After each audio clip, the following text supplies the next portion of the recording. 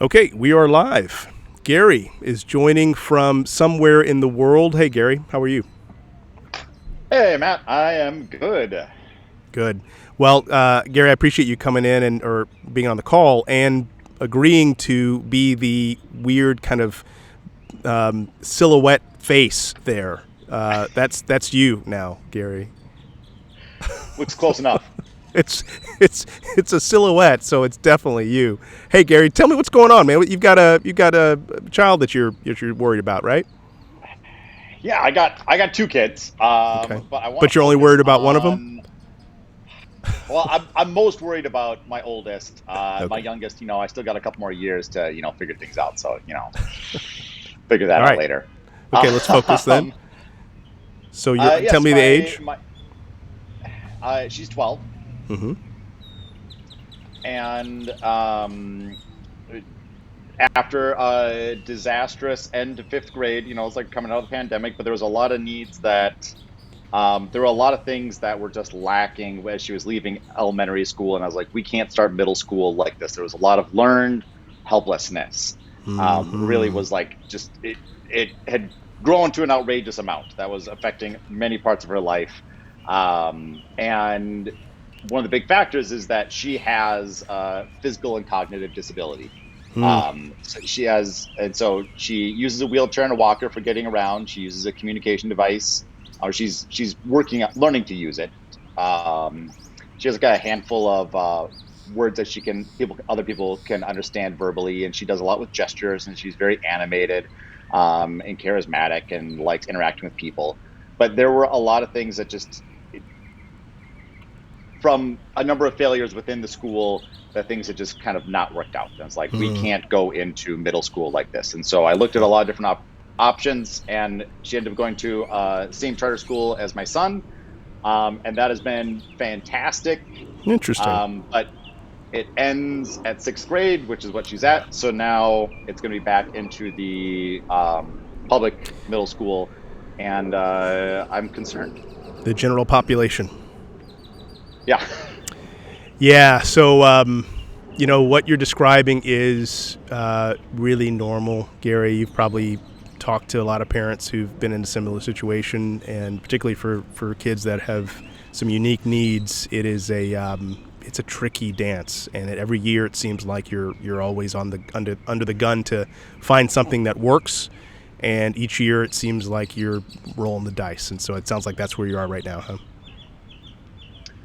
Yeah, and I mean, I was looking at starting up my own charter school or doing homeschool the previous Mm. year, and I talked myself back from that ledge, and talking with other people too. But it still has me feeling really uneasy, and it's like, how do I work with the school? And but I've been thinking a lot more too of like, I don't know, are there resources outside of school that I should be integrating into her daily life? Yeah. Well, let's back up. So, every family has a set of options available to them. Some that are ones you could consider, some that are not. So, it sounds like you were at some point you were considering homeschooling. Do you have the resources to even imagine that as a possibility? The time resources is really the issue. Um, no, I don't think so. Okay. Okay. I don't think so. Yeah. Okay. So what I think about is homeschooling is either it's a first choice or it's a back pocket. And so when I say a first choice or back pocket, what I mean by that is there's a lot of families who, for a variety of reasons, this actually makes the most sense. You'd have to structure it in a certain way. The back pocket is if things aren't working out in my current model, I can always back into homeschooling if it gets to that level. And so what I would want to do is I'm going to go a little deeper, Gary, if you don't mind. I'm going to try to ask a few more probing questions about because you paused on homeschooling. You paused. It's like might be possible, may not be. But again, if it is a back pocket option, I'd want to know how real it is, if it's a possibility at all. So give me a sense, Gary, of why you paused when I asked the question about homeschooling. Are there things that you could conceivably imagine creating? Yeah, there are. And I've talked to other parents that have started up their own small schools and their own homeschooling for their kids because their kids had special needs.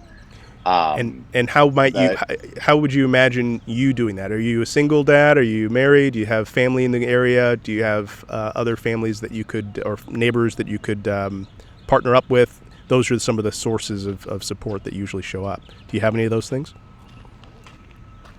um, yeah, so I'm a single dad, but it's a 50-50 split with their mom. So that's one of the challenges. Yeah. But I'm living with my parents, which has been fantastic for them. Mm. It's been fantastic for my kids. Oh my gosh, that's so Um, great. and so there's kind of some of that support. And there's some options too because of her disabilities. She qualifies for having a personal care attendant. Hmm. And so, but it's challenging finding people. So, and for me, I don't know. So it's kind of the financial part of how do I have a job and do these things. Right. But one of my other my biggest, one of my, some of my biggest concerns are the kind of that specialist care of like occupational therapist and physical therapist and speech, and that interacting with peers. That was one of the big motivators for going to the charter school was that she had Right. zero friendships at the end of fifth grade, and now she's got fantastic friends, and she's gone to her first sleepover, birthday party, Oh, and all kinds of things fantastic. like that. Ah, And so that was okay. one of my big things too. Sort of like homeschool would be tough for those Yep. things. Yep. I Yep. feel Yep. Okay. So, Gary, let me ask you, what part of the country you're in? in the Midwest. Okay. So what you may want to explore? Okay. Again, I tend to always start with the question of homeschooling because if things get nasty, that's back pocket option number one. That always can give parents some flexibility to not feel like they're forced into a situation that doesn't work for them. So that's why, again, I want to kind of go down that pathway a little bit. Um, as you think about your network and your community, my bet is that there are homeschoolers who are in a similar space as you, or homeschoolers who might be open to having another, family enter into their community. So I would encourage you to start by just really, really, especially the summers coming up, to really start to ask the question: where are those networks, and what are the possibilities of integrating your daughter into some of those spaces? Again, not as necessarily your first choice, but maybe as the back pocket option. All right, so that would be the first thing.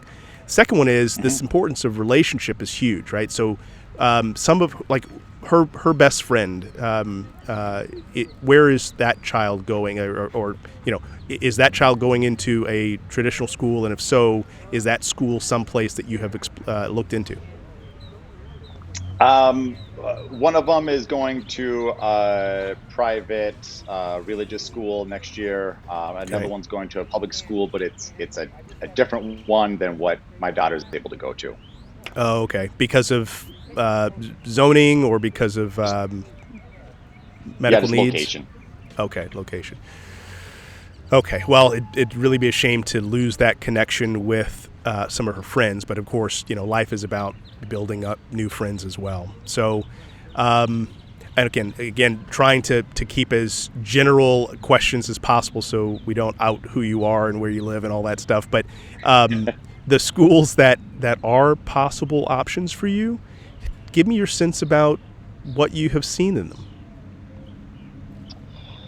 Um, so there's a couple of really kind of looking at the other options for schools. It's going to be there's a few other charter schools. I've looked at private schools, but all the ones that I've looked at have really just none of them are aimed towards kids with special needs. Yeah, It's more privates just can. higher Yeah, achieving private.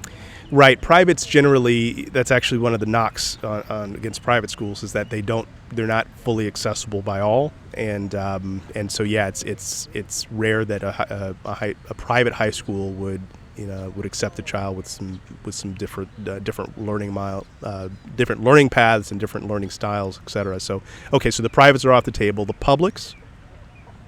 Yep. There's two charter schools that have a lot of great experience and a good program for working with kids with needs like hers. Hmm. But the Hmm. downside is that they are a significant drive Yeah. away from where her brother's going to go. And so things like busing Yeah. isn't going to be an option, and we'd have to drive, or a transportation system, which has been unreliable Yeah. in my experience so far. So logistics matter a ton when you're dealing with two kids. And okay, so let me go deeper into the family support. So, one of the things that I have harped on a lot is if you have a child, you want one of two things, ideally both. You want to be super rich, so you have all choices available to you. You could fly your child across country, or you want to have a great social support. And right now, since you're living in with your parents, that provides a lot of social support, which is so very, very helpful for your parents as well as for your kids. There's a whole conversation we could have, Gary, around the importance of this intergenerational transfer between your parents and your child. But I want to dig a little deeper around what is the limit that they could provide. Like, what supports could they drive your daughter to school, maybe with some financial help from you, or tag team with another parent where it's 2 or 3 times a week they're driving. Are those possibilities, or are they working? Or are they unable to play that role? Um, I don't know about other families or anything like that. I know that for the grandparents, it would be not like a regular solution. It could be more of Okay. like if the main method wasn't working Occasionally. out, like a good Yeah. backup. Okay, so occasionally. Okay, where's mom in this thing? Is because this is a 50-50 custody deal. So where is she on this conversation? Is she in line with you? Um, she hasn't been very active in much of it. I've just kind of been pushing for finding these different solutions, and she's agreed to kind of the things that I've been finding. Gotcha. Um, I think if it's going to be things of where, like, if she's going to have to start doing more driving, or her parents are going to have to start doing more driving, that could come down as an issue. Interesting. Okay. All right. So you are what I call the head coach in this child's life, which means that you're the one that's making the big calls. So, and based on what you're saying, if you were to go to a school that's a long way away, that's going to become a logistical nightmare, where it's either you having to be responsible for it, or other people that are going to be struggling to handle that responsibility. That's what I'm hearing, correct? Yeah, Okay. All right. yeah. So the long. Okay, so the schools that are now more proximal to you, you're nervous because they are more of the general population schools that have what less connectivity, less relational kind of environments. Is that what you're kind of nervous about? Um, yeah. The I'm concerned that what happened in elementary will continue Yeah, in middle school, yeah. and I've been stuck also on um, she would be in kind of like the special ed room majority of the time, and a Oh, small amount okay, of time with her gen ed peers. And there is a developmental delay of where she'll never be at the same academic level as her peers. And so there's yeah, that challenge. Right now, she's able to be in the same classroom, and that's been awesome. But there's that whole academic piece of where, but then it's, there's so many different pieces of that too. We're sort of like, well, it's like, what would be the least restrictive, learning environment for her? And that's what I've been really trying to think about, is like, it's like the idea of, I guess I've been struggling with my view and my perspective as a parent of, I want her to be in the gen ed classroom with her peers, and she's able to have a one-on-one para that's working with her, and having that para and the teacher support her being in that classroom. While at the same time, I realize that there's benefits of being in the special ed classroom and different things. I struggle with that. So like, right, like my gut instinct is like, no, she should be in the gen ed classroom and be interacting a lot with her peers and still be benefiting from things in the class. So so you are the parent, you know your child better than anybody else. And so I tend to default with encouraging a parent to go with their gut. So if you think that your daughter is benefiting from being in a we're surrounded by other young people and developing her social skills, which frankly that's what most of life is actually. It's really a social game, not an academic game. Then that's where I would encourage you to try to move towards and not be shy about that. But the school that you would be going to, the most proximal is one where you feel like she's going to be isolated and not getting the opportunity to work with her peers, to build relationships, to build friends like she's been doing the last year or so. Right, exactly. Okay, so what we've got here is a situation where, I mean, this is actually not that unusual, where there's no real good answer. Every answer that comes up is an answer that gives us other problems to deal with. And what I'm feeling is this probably needs to be a larger conversation with family. So given what you're describing, this seems like a time for what I would call this is my language, come to Jesus meeting, where all the family members, we get around a table and we huddle and we say, all right, this is what's happening.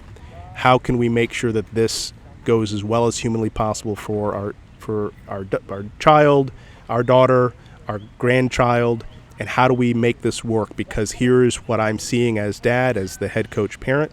And we need to begin to do some planning and to assess really what's possible and what is not. If what you're saying, Gary, again, you're the head coach dad, so head coach parent, so you are the one who is owning this responsibility most. So as a head coach, gathering parents into a room, again, and I'll ask you about what you think that might look like, but gathering these other parents, your ex-wife, as well as grandparents, and saying, this is what I'm seeing. She's really happy in this community that she has found. I'm very nervous that her local school is not going to be able to replicate that. But there are these schools outside of our area but it's going to be a real pain in the butt to get there. But I think that's where the best fit is for her. But I want to find out if it's possible, if we can work together to make that thing happen. How do you think that conversation might go, Gary? Well, I think that could be one of life's great mysteries, Matt. I don't know. I think it'd go all right. And this is actually something that I'm hoping that we'll do something similar. As you're talking about that, it was a whole thing that I'd never heard about until her social worker brought it up to me just about 2 months ago. It was like, I'm blanking on the word now, but it was like a whole person life planning of where there's people, that's their whole job, and you get all of the family members and grandparents to kind of like that circle together and kind of talk about like what are the goals and how do we, and then you talk about then how we're going to be achieving those goals and what are the strategies we're going to do for that. And that, I don't know, that you got me thinking about that. That's a whole separate thing. Well, that's that idea, but hold on, right, like bringing everyone together. Yeah, let me interrupt you on that, Gary, because that's actually what we're talking about here. What we're trying to do is build a life plan, and that life plan, at least in this next 2 to 5 years, is really about where she's going to be during 7 a.m. to 3:30 p.m. and how do we, as a family unit, even though the family is split, how do we as a family unit, the people that care about this child most, how do we create the conditions that are the most likely to lead to her joy now, but also preparation for a longer term future? That is a strategic conversation. It's one that is ongoing, but one that really is going to require all parties to figure out what role they will play without judgment, because you're going to find your grandparent who you might, or your parent who you might think that they could do X, Y, or Z, but they won't. But you have to get that agreement early so you know what you're dealing with, right? Let me give you a quick story. So there's a parent I work with, and like you, they were living at home, and mom was retired. Child was not doing well in school. Mom was working full-time. Mom wanted the grandparent to play a larger role in the education of the child.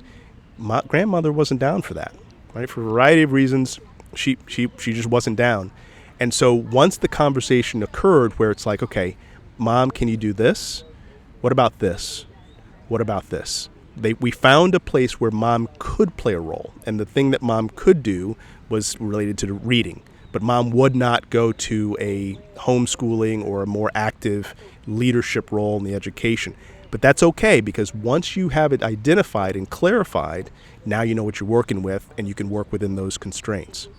So the challenge for you, though, Gary, having worked with lots of parents with split households, is really entering into that conversation without the baggage of the relationship, coming forward. And I'm just going to conjecture here around what that might look like in your space. But ultimately, the daughter is the center of this conversation. And how do we, as the people who love her most, how do we pool our collective resources, financial resources, time resources, transportation resources, social resources, in order to create the best chance for her? And that's the conversation. That's a hard one to have, but that's what I think has to happen right now, Gary. I don't see many options other than you trying something you're uncomfortable with. And if it doesn't work, then you're going to be kind of in a lurch. I like that.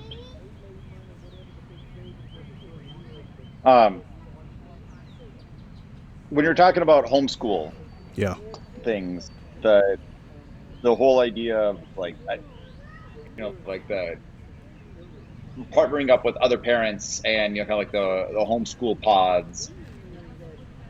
Have you talked with any parents or seen things where people have done that and it's been, I guess, related around like special needs or incorporate? I guess it's like I've been thinking about that, and I guess I was wondering if you could share a little bit more of some of the thoughts on that. Sure. So I've not personally worked with someone in that situation, but I've talked to a lot of parents who actually see having a child with some special needs as a benefit, right? But again, it's really a question of these constraints. For example, not even constraints, it's really a philosophy. So there are some homeschool families, and like the whole world of homeschool is really misunderstood, but there are some homeschool families who operate just like a traditional school. They just do it at home. Now, to me, that's a waste. When you're in a homeschool environment, you have so many more options, so many more ways to be creative in the learning experience that you just replicate what happens at school. That to me is just might as well send them to school. There are other homeschool families, however, who are like, this is about helping our child learn how to be in the world, to be a good citizen, to be a good human. That means we want to have exposure to different types of kids and different types of adults. And so I can imagine those groups being out there. Again, I don't know where you are, and we can talk offline more specifically, and I can give you some guidance about maybe how to find them. But what you were describing is a child who could actually bring a lot of benefit to the right philosophical homeschool community. And again, these are families who really are trying to raise good humans, not academic like all-stars, because frankly, life increasingly is really about being a good human and not being an academic all-star. So I wonder how you would go about finding that. And again, I think there's a way to do that. We would have to talk offline to learn more about specifically where you are and where the places to look. So here are some places, again, I don't know about your faith tradition, but a lot of homeschoolers come out of a church tradition. Again, if that's a place of overlap with you, that could be a place to start. If you're more of a kind of a secular kind of model, there's a lot of homeschool families that are about nature, about being connected with humanity in a very different way. And so in every community, though, there are dozens and dozens of homeschoolers who are operating usually in small batches, usually under the radar. Finding and tapping into them is actually not as hard as it might be.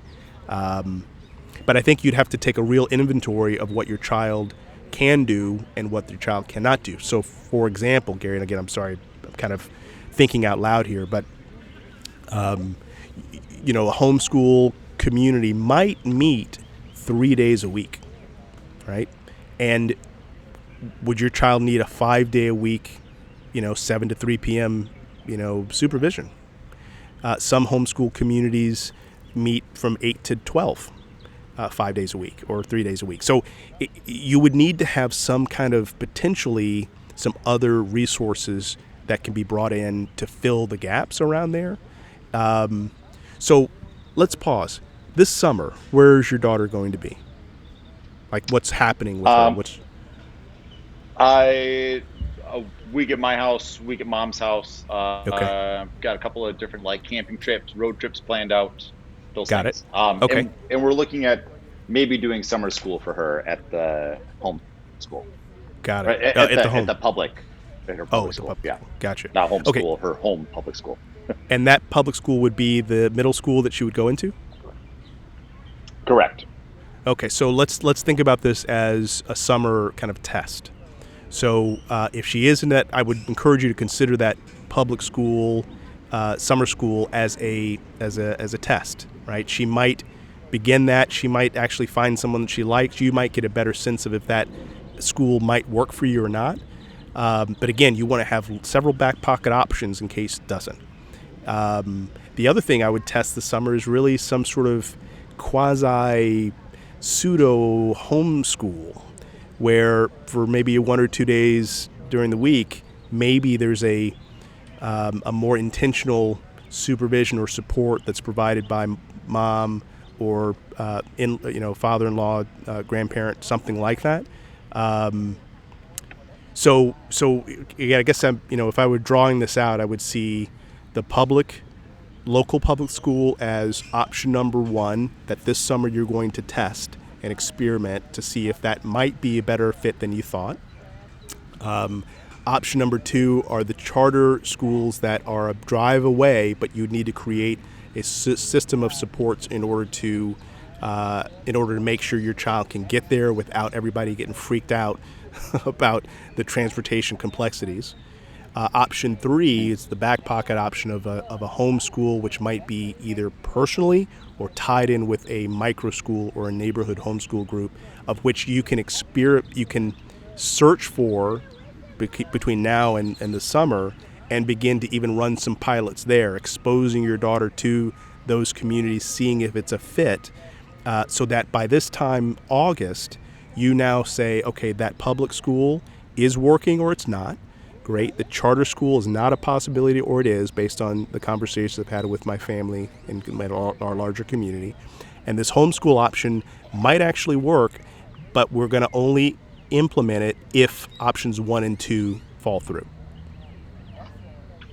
Does that make sense? Yeah, that makes a lot of sense, and I like that approach. And you've got me thinking more and more of, as I've been looking for I've been thinking as like supplemental things for my daughter, has been, about kind of exploring some of the different like homeschools or what are other parents doing that are things related kind of like that maybe I could bring into my network, as you're saying, like, right, as like those are kind of other enrichment or learning places that she's going to have beyond just what she has right now as her, even if she's going to public school. Yeah, and again, and here's the other thing. This is probably I should have probably started here, Gary. We got to stop thinking about education and school.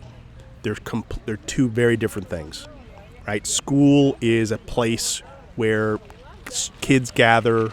There's an adult present. Sometimes the environment is healthy, sometimes not. But education is everything. It's interacting with adults. It's moving around the community. It's being connected to grandparents. It's nature. I mean, that's true education. And so you're always going to be a homeschooler, Gary, whether you like it or not. You're always going to be a homeschooler.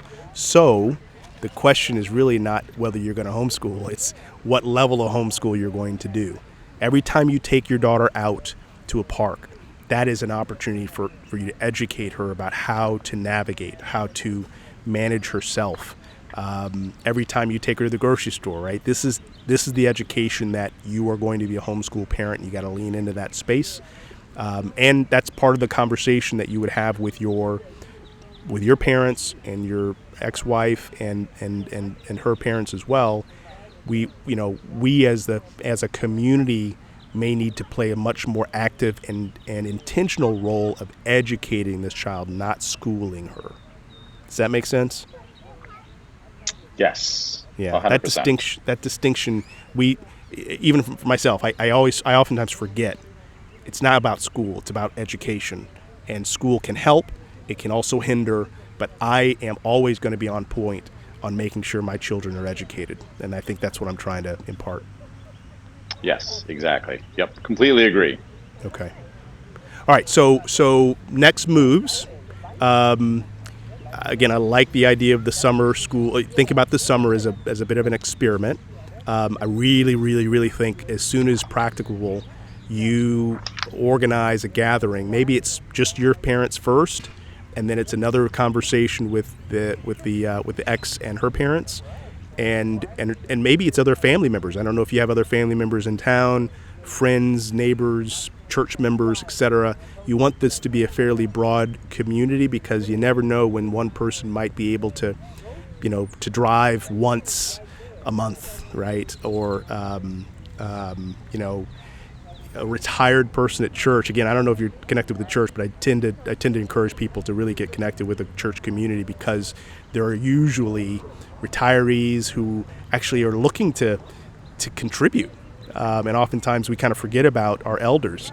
But there are sometimes ways that they can contribute in ways that we would not expect. There might be a single, young person who also has some time on their hands. So broaden the net and begin to inquire. Don't be shy about asking if people have an interest in partnering with you on the care and support and development of your child. It is a community activity, and to the degree we can kind of keep thinking about it in those terms, you shouldn't feel hesitant about asking. I'm writing this all down as things to do. We don't really go to church very much. We've been doing Okay. that a little bit here and there.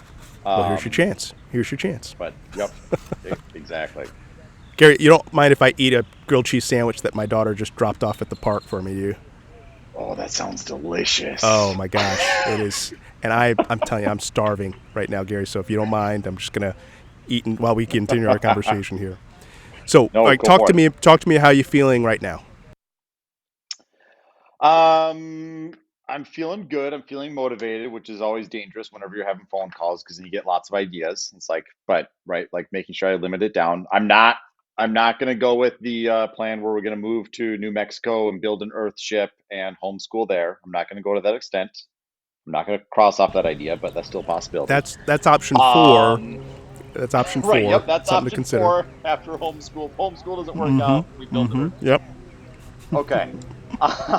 um, but the plan of having that kind of that life planning conversation with kind of all the caregivers and family members, I think is something that really does need to happen. So whether that's, I'm just doing it on my own or able to, do it with what my daughter's social worker was talking about, that I think is going to help out. And with what you've been talking about, I think that from that, a lot of the answers to these other things, like, can the public school work for what we want? Or, is it going to make most sense to go to a charter school, even though it's going to be more difficult for transportation?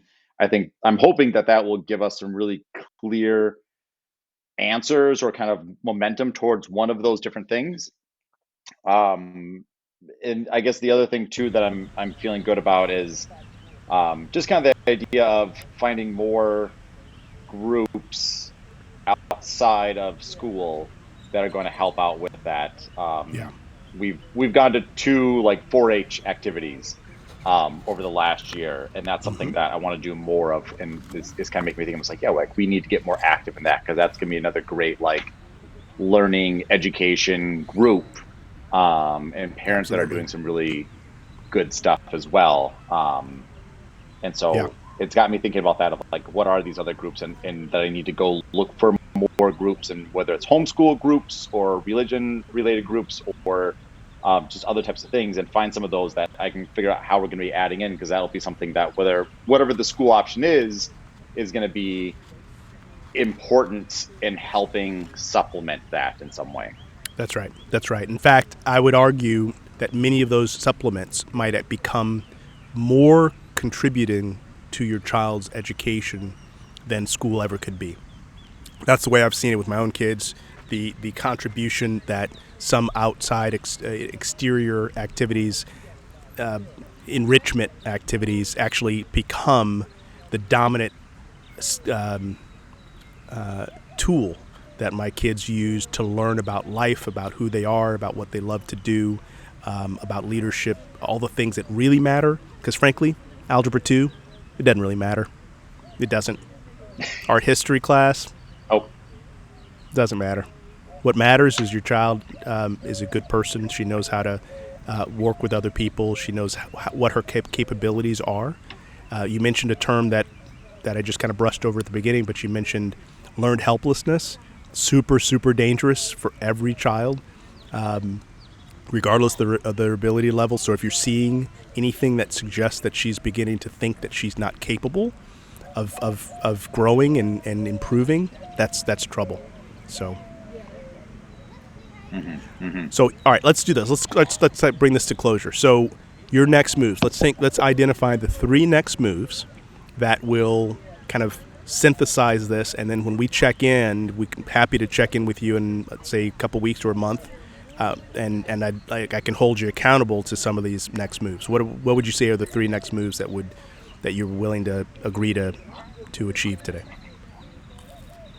I think the next move is going to be to talk with my parents, the grandparents, to kind of discuss what some of those possibilities would be, in terms of transportation for a charter school, and just even like what they're kind of thinking would be possible for next year for them. And then also kind of like what their thoughts are on kind of like goals and things that they would like to, their thoughts on for my daughter. Excellent. And just kind of writing that out and then doing the same thing with their mom and her family. And I'll figure out how we'll do that. We'll figure that out. So I think that'll be kind of the next move. By the way, The next one. on the conversation with mom, sometimes I can play a role in just being the third party that convenes and manages the interactions. So if that's of use, happy to do that. Okay. All right. That Okay. sounds good, Matt. So option 2. I've worked with mediators. Sure.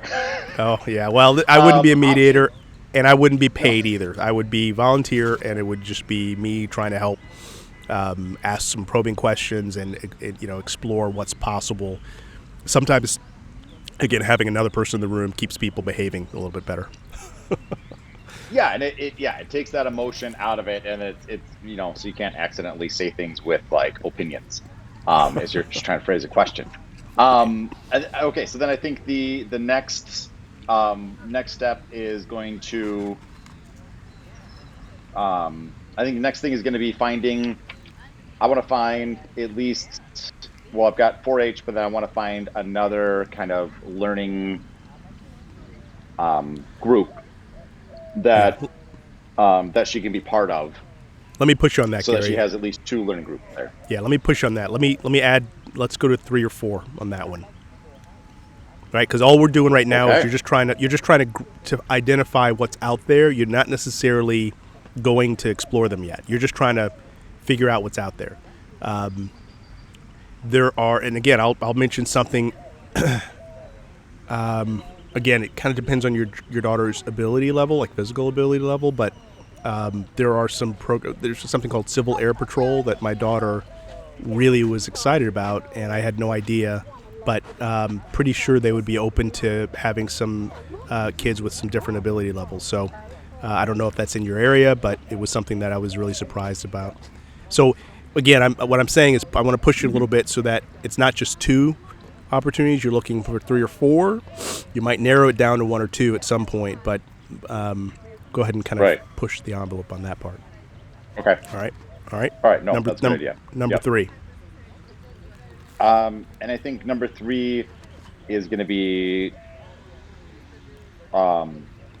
signing up for summer school and meeting with some of the staff at the school, and just kind of talking about some things. I did that last year, and I think kind of bringing up what some of my concerns were then, Yep. and just kind of continuing that. Yep. I think that's always a strategic, smart move to figure out what's possible in the local environment and to let them know your concerns. But also, it's smart to make sure you got some back pocket options. I would have the same conversation with the charter schools too. By the way, you haven't decided yet, but it's a possibility that you might move. So, Okay. so Gary, let me do this. Gary, let me That's good, just yeah. start. Let me just end by just applauding you. First off, it's not that often that dads are the head coach of their kids' learning and kids' education and life, really. And so I want to start by just like celebrating you on that deal. And then secondly, that you've got the gumption, the cojones to call me and to ask for help. Some random bald, guy from Houston. I hope this conversation was helpful, but more than anything, I just want to encourage you. You're doing a great work. This effort will pay off. You will, years from now, you'll be like, oh, whew, that was a lot of work, but man, I'm glad I put the effort in. You're gonna sleep well. So I just want to applaud you, Gary. Thank you, Matt. Thanks. Yeah, that's good to hear, and I've been having fun following what you're doing. Especially, I don't know, I always see what you're doing on LinkedIn, because I've been trying to do with my son. We've been working on a lot of different like business ideas and kind of entrepreneurship things, and so the things you guys have been talking about. Well, we has need been to really talk helpful, about too. that. We need to talk about that another Right. time, Gary. That actually is a lot. So right now, it's like the conversation we had was really kind of a difficult one because it was a lot of like defense, right? You're trying to avoid a bad situation. Once you start to play offense, it becomes a lot more fun. Now you're like, okay, we're taking advantage of this. We're going to build this thing. We're going to, offense is a lot more fun. But if you have a terrible defense, no offense matters. So, all right. All right, thank you very much for all of this, and Gary, my yeah, sincere we're pleasure, gonna dude. Follow up. Yep. So, circle back with me in, 3-4 weeks, and I will ask you these questions, like, how you doing, and have you done those 3? And if you're stuck, call me too. We can talk through kind of how to proceed.